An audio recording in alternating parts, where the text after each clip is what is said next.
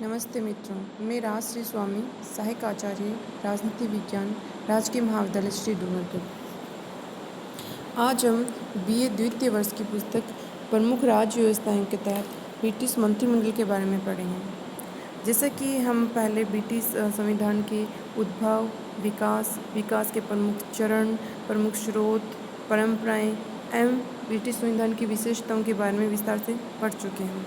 अब इसी के तहत हम आज देखते हैं कि ब्रिटिश मंत्रिमंडल का ब्रिटिश प्रशासनिक व्यवस्था में क्या स्थान है, क्या योगदान है और किस तरह से इसका उद्भव तथा विकास हुआ है और ब्रिटिश मंत्रिमंडल की प्रमुख शक्तियाँ क्या है।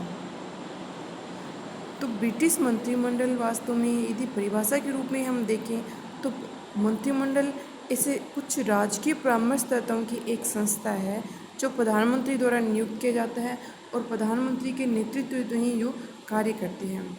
और यह ब्रिटिश क्राउन यानी कि जो ब्रिटेन का राज मुकुट है, जो राज्य है, संवैधानिक राज्य है, उसके नाम पर कार्य करती है और ये तब लोक सदन के बहुमत, हाउस ऑफ कॉमन्स के बहुमत का समर्थन इसे प्राप्त होता है।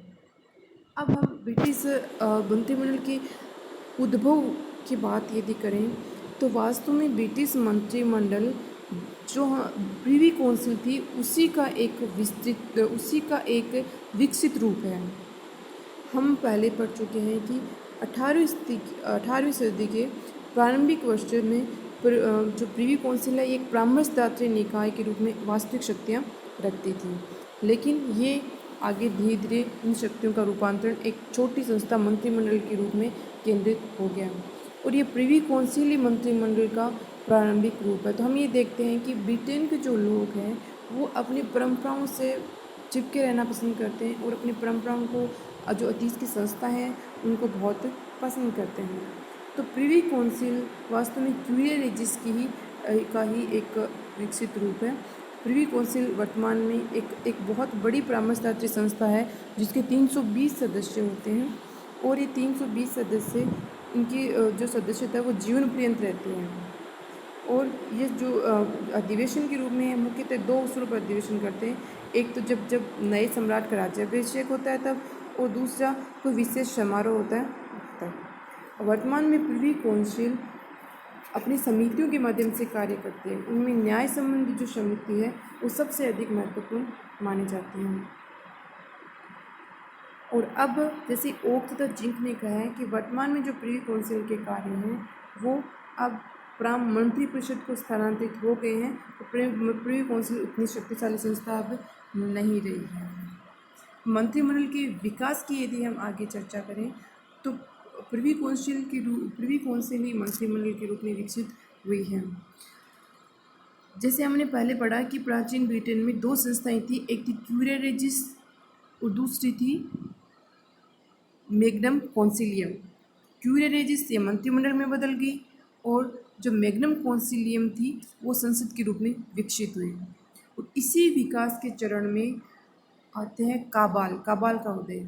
जब राजा चार्ल्स द्वितीय थे तो उनके समय में प्रिवी काउंसिल जो परामर्शदात्री निकाय थी उन्होंने संपूर्ण प्रिवी काउंसिल को महत्व देने के बजाय अपने 5 जो मुख्य सदस्य थे उसके उनको उन्होंने महत्व दिया। और वो जो काबाल CABAL है वो उन 5 मंत्रियों के प्रारंभिक अक्षरों के नाम से हैं। तो ये जो काबाल है वो उनकी मंत्रिमंडल के रूप में कार्य करती थी और यही आगे बढ़कर वर्तमान में ब्रिटिश शासन व्यवस्था में मंत्रिमंडल के रूप में विकसित हुई है।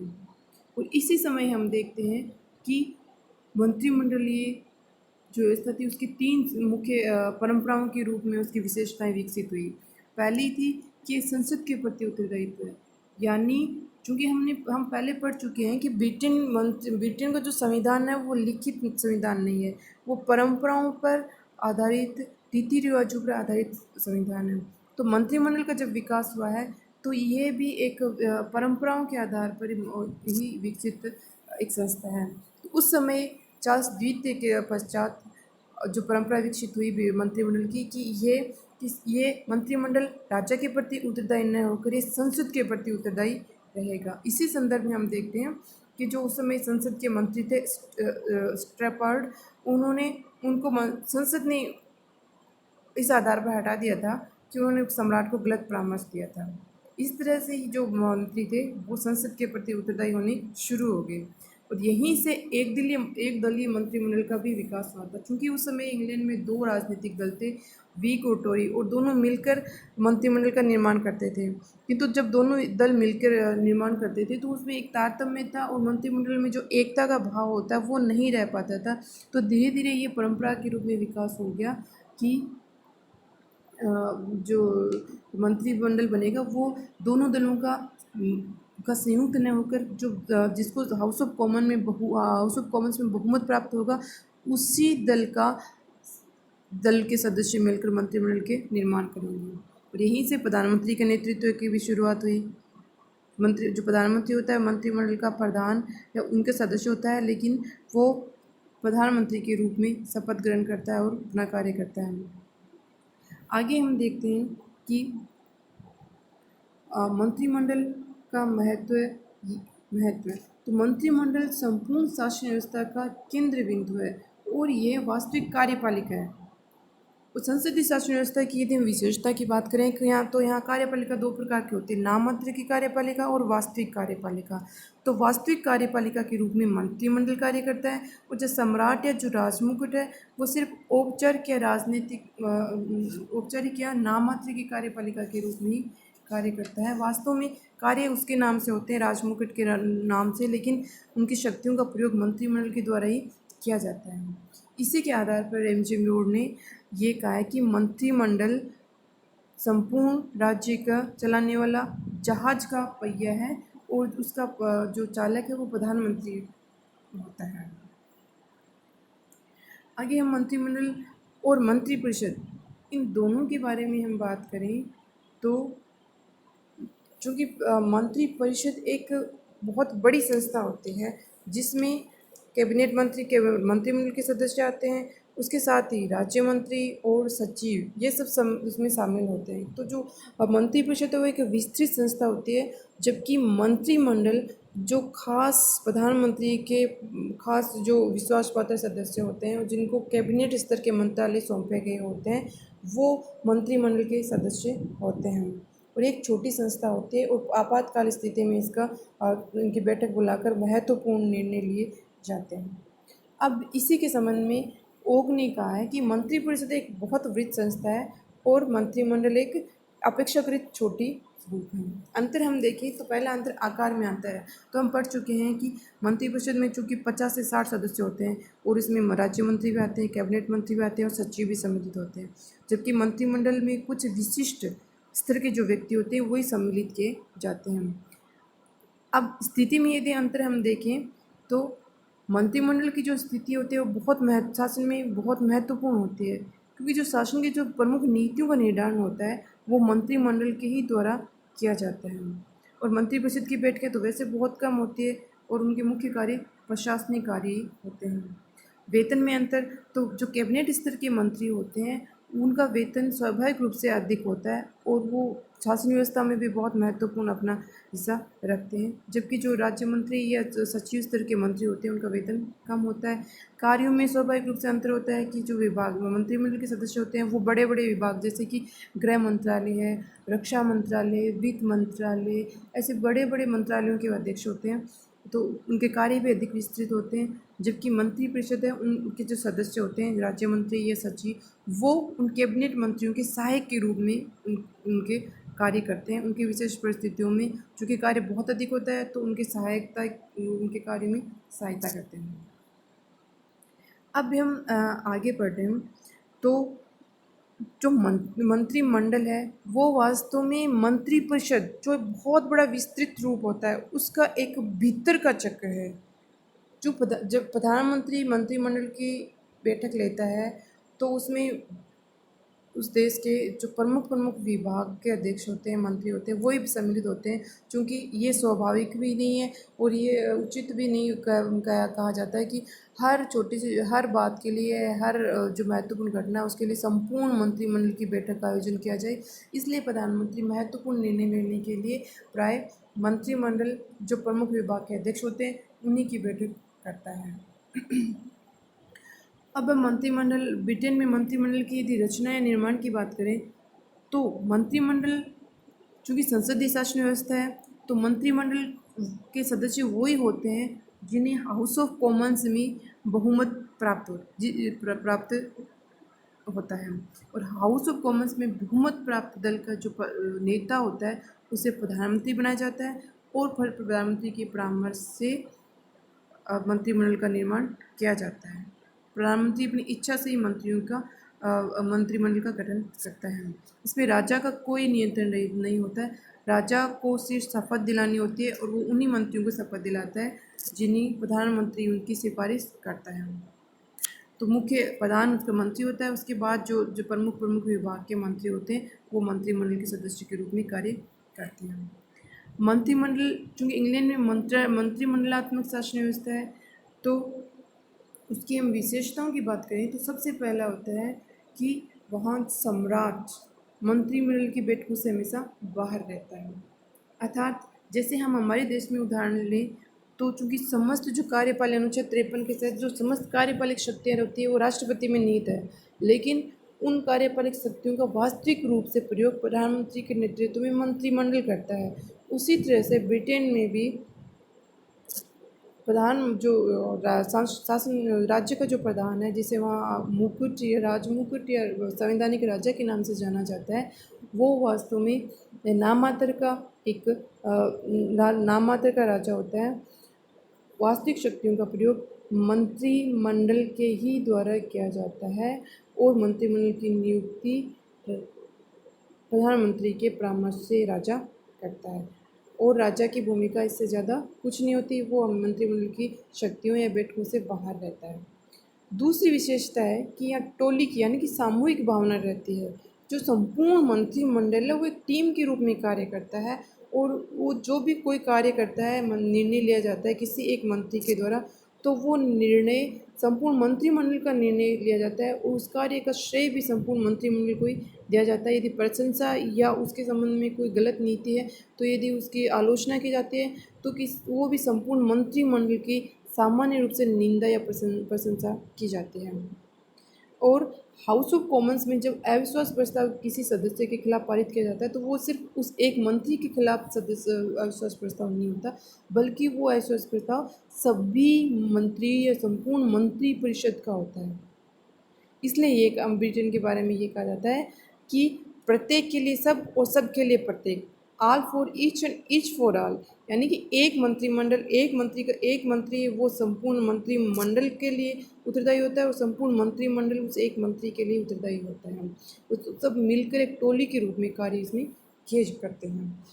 अब तीसरी विशेषता मंत्रिमंडल की है कि गोपनीयता, यानी मंत्रिमंडल की जो भी बैठक होती है उसमें मंत्रिमंडल के सदस्यों को अपने विचार रखने के लिए स्वतंत्रता होती है और वो अपने विचार रखते हैं, लेकिन वो जब सार्वजनिक रूप से केवल उन्हीं बातों को रखा जाता है जो कि संपूर्ण मंत्रिमंडल का निर्णय होता है, यानी कि प्रत्येक मंत्री ने अपने क्या विचार रखे वो सार्वजनिक रूप से प्रस्तुत नहीं किया जाता है। सिर्फ जो सामूहिक निर्णय होते हैं वही सार्वजनिक रूप से मीडिया के समक्ष या जनता के समक्ष आते हैं। मंत्रिमंडलीय शासन व्यवस्था की एक विशेषता है कि प्रधानमंत्री का नेतृत्व रहता है, अर्थात प्रधानमंत्री है वो मंत्रिमंडल का नेता है। हालांकि वो अपनी समान जो मंत्री हैं उनके लिए एक समान पद है और उसके अधिकार भी समान है, लेकिन फिर भी प्रधानमंत्री चूँकि मंत्रिपरिषद का अध्यक्ष होता है, उसका नेता होता है, इसलिए उसका विशिष्ट स्थान है और सभी मंत्रियों में श्रेष्ठ माना जाता है और बराबर वालों में प्रथम है और उसकी बात का सम्मान किया जाता है और उसको विशेष महत्व दिया जाता है। अब आगे हम बढ़ें तो मंत्रिमंडल की एक विशेषता होती है राजनीतिक एकता, यानी कि जो हाउस ऑफ कॉमन्स के जिस दल को बहुमत प्राप्त होता है राजनीतिक दल को, वो सरकार का निर्माण करता है और सरकार में जो मंत्री होते हैं वो लगभग किसी एक राजनीतिक दल के होते हैं और वो जब एक राजनीतिक दल के रूप में कार्य करते हैं, यानी कि उनके जो निर्णय होते हैं उनके कार्य होते हैं उनमें एक रूपता होती है, राजनीतिक एकता होती है, क्योंकि वो एक दल के सदस्य होते हैं, उनके एक जैसे विचारधारा होती है, उनके एक जैसे उद्देश्य होते हैं और एक जैसे दृष्टिकोण के आधार पर वो कार्य करते हैं, तो उनमें राजनीतिक एकरूपता पाई जाती है। और हम जो सामान्य रूप से जानते हैं कि संसदीय जो शासन व्यवस्था होती है या जिसको मंत्रिमंडलीय शासन व्यवस्था भी कहते हैं, उसमें कार्यपालिकाएं व्यवस्थापिका में बहुत घनिष्ठ संबंध होते हैं, क्योंकि अभी हाँ हाँ हम जानते हैं कि ब्रिटिश जो मंत्रिमंडलीय व्यवस्था है वो संसदीय शासन व्यवस्था में एक आदर्श के रूप में मानी जाती है। और मंत्रिमंडल का निर्माण संसद के माध्यम से होता है, क्योंकि जिस दल को संसद में बहुमत प्राप्त होता है वो मंत्रिमंडल का निर्माण करता है।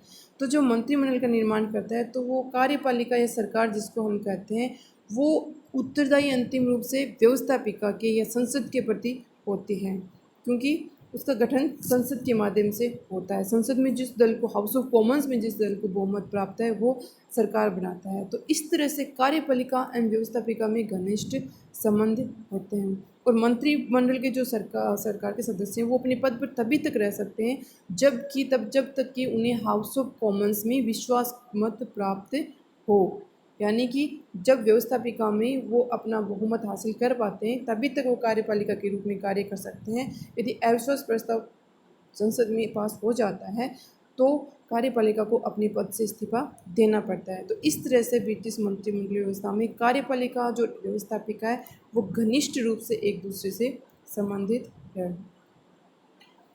और एक जो मंत्रिमंडलीय शासन व्यवस्था की ये विशेषता है कि मंत्रिमंडल का लोक सदन के विघटन का अधिकार है, यानी लोक सदन हाउस ऑफ कॉमन्स जिसको कहते हैं, यदि मंत्रिमंडल ये परामर्श दे दे कि उन हाउस ऑफ कॉमन्स का विघटन किया जाए, राजमुकुट को ये परामर्श दे, तो संसदीय जो लोक सदन है उसका विघटन किया जा सकता है।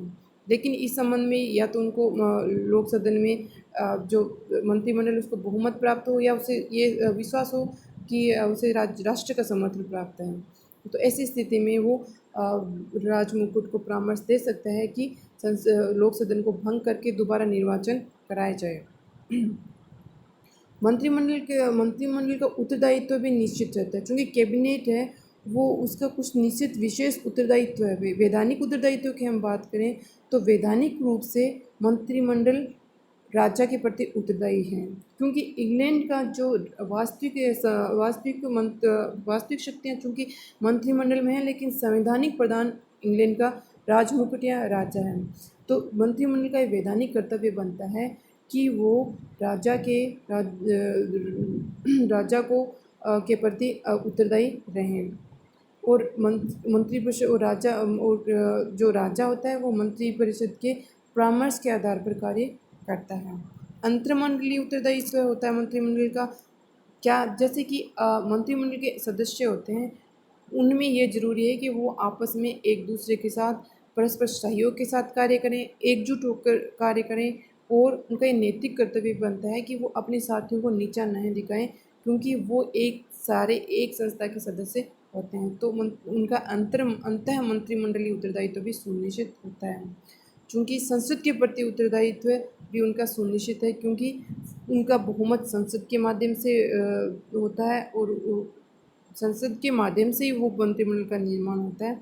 अतः राजनीतिक उत्तरदायित्व के रूप में यदि मंत्रिपरिषद कॉमन सभा का विश्वास खो देती है तो उसको त्यागपत्र देना पड़ता है।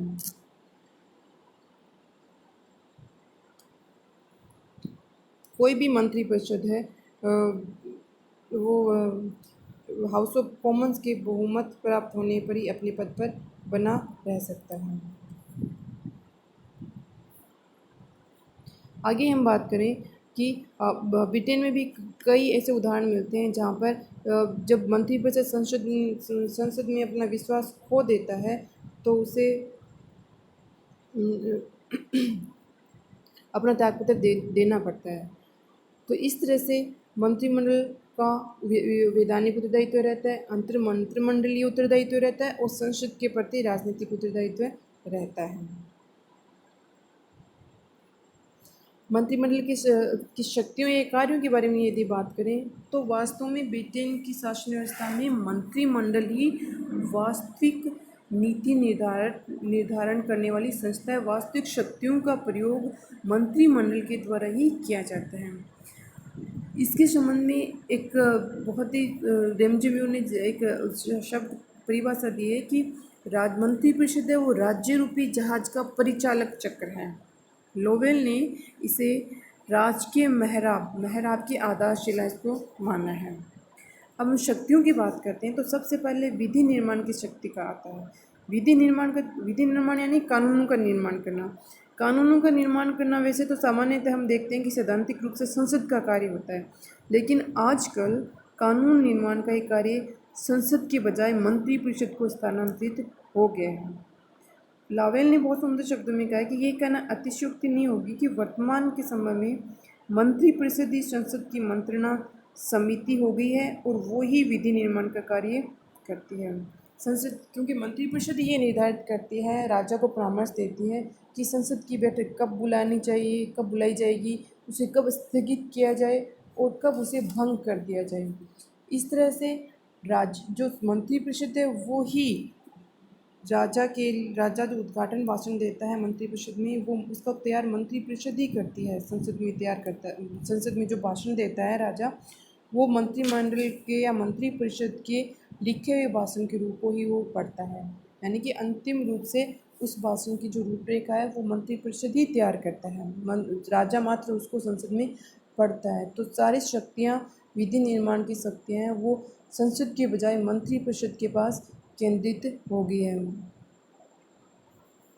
और दूसरी है वो कार्यपालिका संबंधी शक्तियों की हम बात करें तो चूँकि इंग्लैंड में वास्तविक कार्यपालिका शक्तियाँ मंत्रिपरिषद के पास हो गई है और जो राजा है, राजमुकुट है, वो सिर्फ नाम मात्र की शक्तियाँ उसके पास है।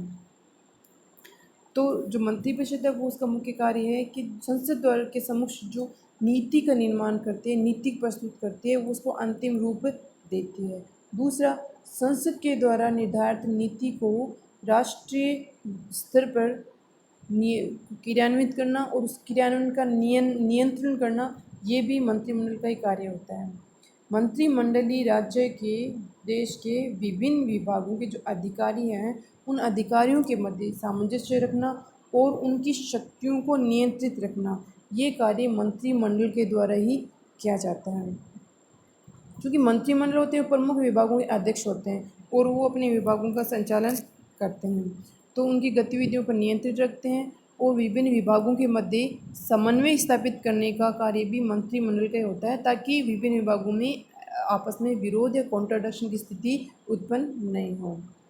और प्रत्यायोजित विधि जैसे कि आप जानते हैं कि प्रत्यायोजित विधि जो संसद कोई भी कानून निर्माण करती है, तो चूंकि उसके पास इतना कार्य क्षेत्र होता है और कार्यों की अधिकता होती है और विधेयकों की प्रकृति भी जटिल होती है, तो संसद के सभी सदस्य उन जटिल प्रवृत्तियों को नहीं समझ पाते हैं, तो वो प्रदत्त विधायन के माध्यम से एक मोटी मोटी उस कानून की या विधि की रूपरेखा तैयार कर देता है और बाकी वो कार्यपालिका को या मंत्रिमंडल को सौंप देता है कि आप इसको विस्तृत रूप दें और इसकी बारीकियां हैं उसको आप जो जटिलता है उसको आप समझकर इसे कानून का निर्माण करें। तो प्रदत्त विधायन के माध्यम से मंत्रिमंडल जो है वो वास्तविक शक्तियों का प्रयोग करता है जो शक्तियाँ संसद की होती हैं, और इसीलिए मंत्रिपरिषद लगातार शक्तिशाली होता जाता है।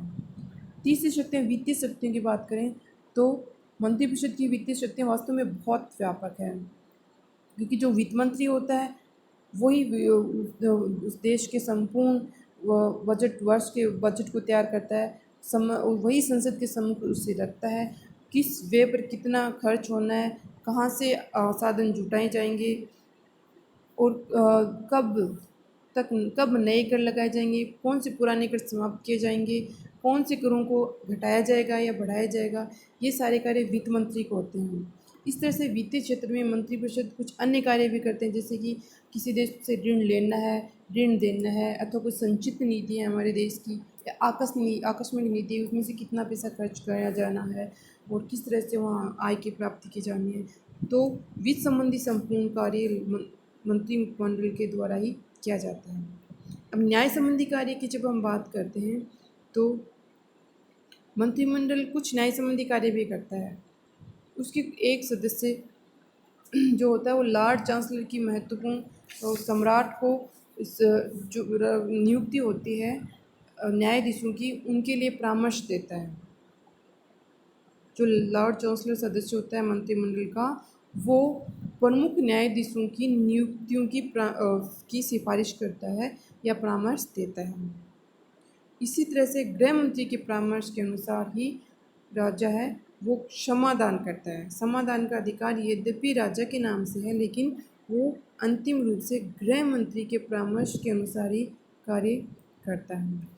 इस तरह से हम देखते हैं कि मंत्रिपरिषद है वो वास्तव में ब्रिटिश शासन व्यवस्था का वास्तविक चक्र है और वो उसी के माध्यम से संपूर्ण कार्य प्रणाली संचालित की जाती है। अब ब्रिटिश मंत्रिमंडल के रूप या प्रकार या काइंड्स के रूप में हम बात करें तो सामान्य रूप से ब्रिटिश मंत्रिमंडल में 4 प्रकार के मंत्रिमंडल माने जाते हैं। पहला है साझा मंत्रिमंडल।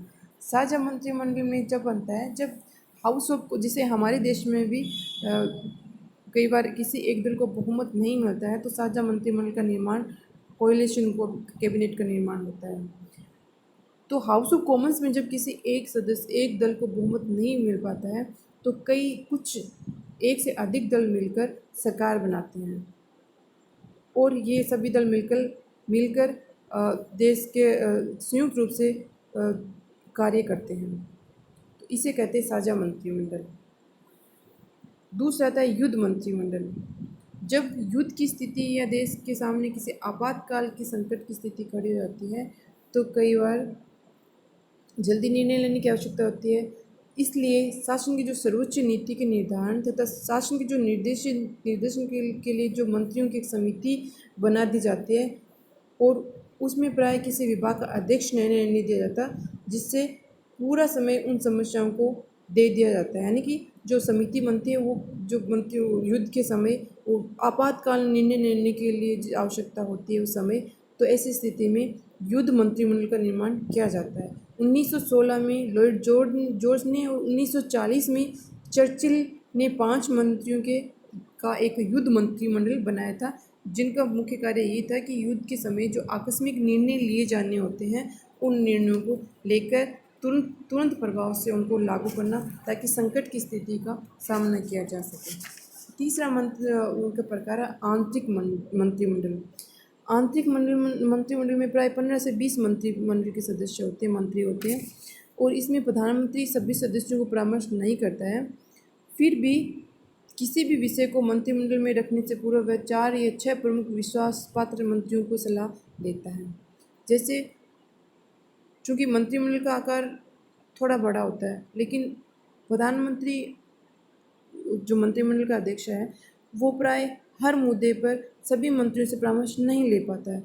तो जब मुख्य 4 या 5 जिनमें मुख्यतः रक्षा है, वित्त है, गृह मंत्री है, तो इन मंत्रियों का एक समूह होता है जो आंतरिक मंत्रिमंडल कहलाता है और ये समूह ये आपात स्थिति में बैठकर प्रधानमंत्री के साथ बैठकर तो निर्णय लेता है। फिर एक तरह से औपचारिक मंत्रिमंडल एक संगठन अनौपचारिक संगठन होता है और ये हाथों हाथ निर्णय ले जाता है और प्रधानमंत्री के बहुत ही विश्वास पात्र या विश्वसनीय सदस्य जो मंत्री के रूप में होते हैं। अब आता है छाया मंत्रिमंडल। छाया मंत्रिमंडल ब्रिटिश प्रशासनिक व्यवस्था की एक बहुत एक रचनात्मक विशेषता है। ब्रिटेन में जो वास्तविक सरकार जिन्हें लोक सदन में बहुमत प्राप्त होता है वो सरकार कार्यपालिका के रूप में सरकार का निर्माण करते हैं। तो जो विरोधी दल होता है हाउस ऑफ कॉमन्स में, वहाँ भी विरोधी दल के नेता भी एक काल्पनिक मंत्रिमंडल का निर्माण करते हैं जिसे शैडो कैबिनेट या छाया मंत्रिमंडल कहते हैं। और ये शैडो कैबिनेट है वो विरोधी दल के सदस्य इसमें विभिन्न विभागों के अध्यक्ष होते हैं और जो वास्तविक मंत्री हैं वो जो निर्णय लेते हैं उन निर्णयों की समीक्षा करना और उनका आलोचनात्मक परीक्षण करना उस जो शैडो मंत्रिमंडल या छाया मंत्रिमंडल के मंत्री होता है उसका कार्य उसकी समीक्षा व आलोचना करना होता है।